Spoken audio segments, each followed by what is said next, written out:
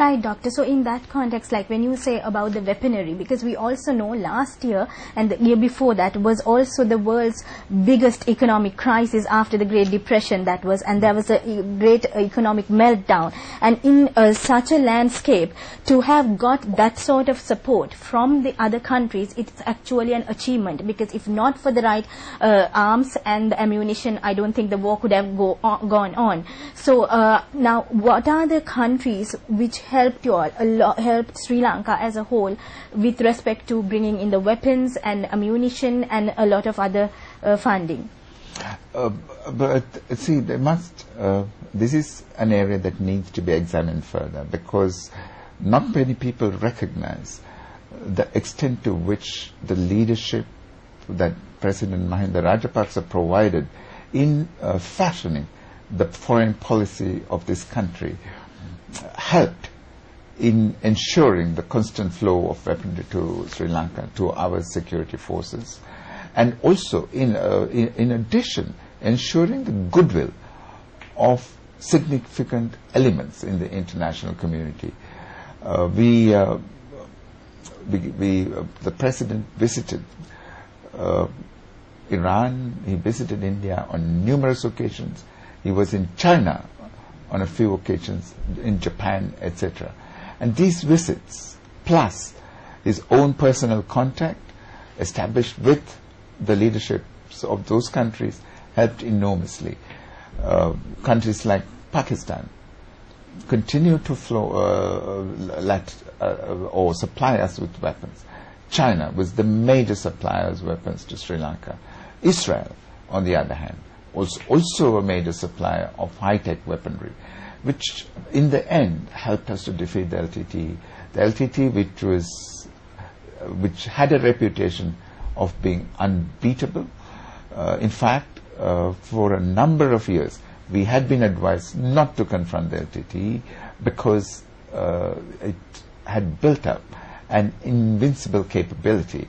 I recall even the head of the then Sri Lanka monitoring mission, General Hendrickson, coming to my office and advising me and asking me to tell the government not to confront the LTTE, because in his view, at that point, the LTTE was unbeatable. A number of Western missions advised us constantly not to take on the LTTE militarily, because we did not have any chance of winning. But so it was like an image larger than life sort of. It was a huge image. It was a reputation that even made even us nervous. And of course, President Mahinda Rajapaksa, after trying 3 times to talk to them, to bring some sense to them, and take them off the terrorist path and reintroduce them into the democratic fold, then decided to launch the security forces against them. And in the end, as you know, in a very short period, 2.5 years in fact, we prevailed, and the LTTE is no more in this country. Yes, we're speaking to Dr. Palitha Kohona. He's the current permanent representative to the United Nations office. And we were just talking about how the President and the government of Sri Lanka also many times gave so many times to the LTTE to get to the mainstream, come to talks. 3 times under this government the efforts failed. And also he referred to how the economy was crippled by the terrorist group.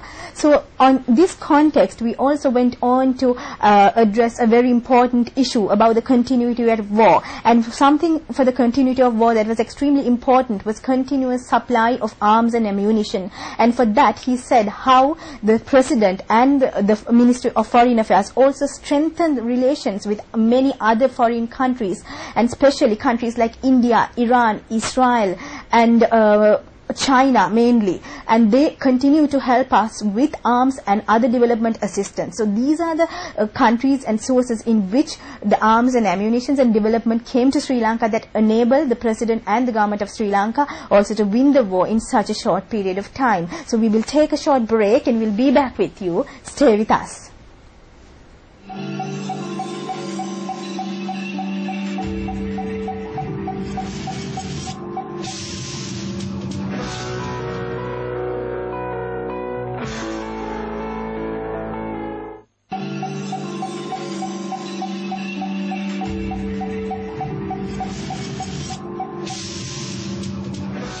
Ayubowan Sri Lanka is brought to you by National Lotteries Board, enriching our lives, enriching our land.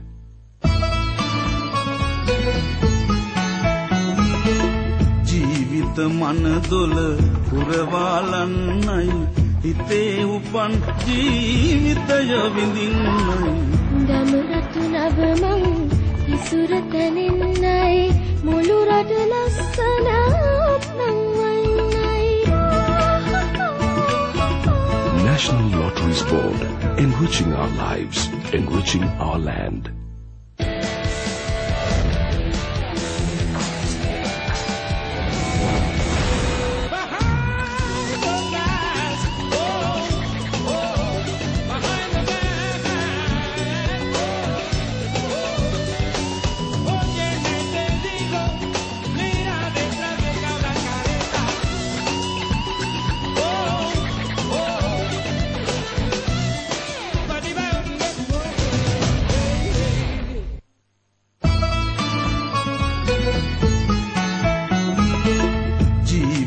මනදොල පුරවාලන්නයි හිතේ උපන් ජීවිතය විඳින්නයි දමරතු නවමං ඉසුර තැනෙන්නයි මුළු රට ලස්සනක් නම් වන්නයි.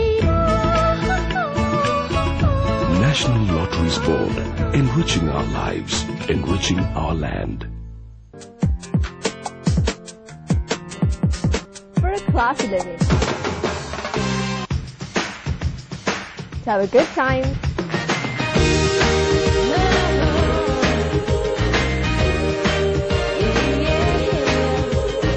And to look great.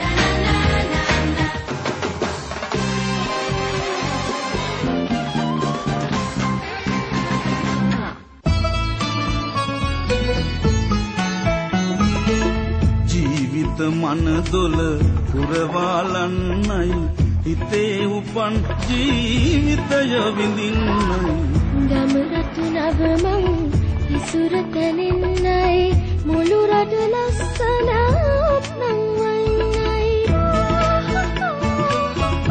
National Lotteries Board, enriching our lives, enriching our land.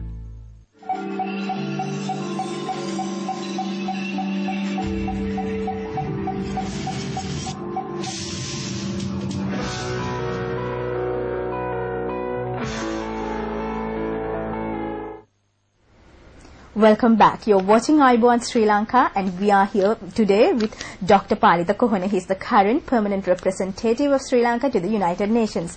And Doctor, you were also the former permanent secretary to the Ministry of Foreign Affairs, and this was until 2009 August. So at that time was actually the most crucial time in winning the war against terrorism in Sri Lanka. So what was your role in that context? And we also know that you undertook some trips, foreign visits to the Czech Republic and also Israel in 2007 and also in Mexico.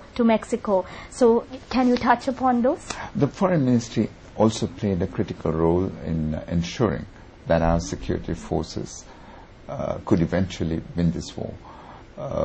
For example, the LTT had over the years succeeded in convincing or influencing Western policymakers to such an extent that it had become a problem for Sri Lanka. There were policymakers in the West who were putting pressure on their foreign establishments to curtail development assistance to Sri Lanka. They absolutely had succeeded in preventing the flow of modern weaponry to Sri Lanka from these countries. I recall that there was a time when the United States had sold us guns for our Navy, but subsequently refused to sell the ammunition. This type of problem had been created in the West. And then, of course, organizations such as the European Community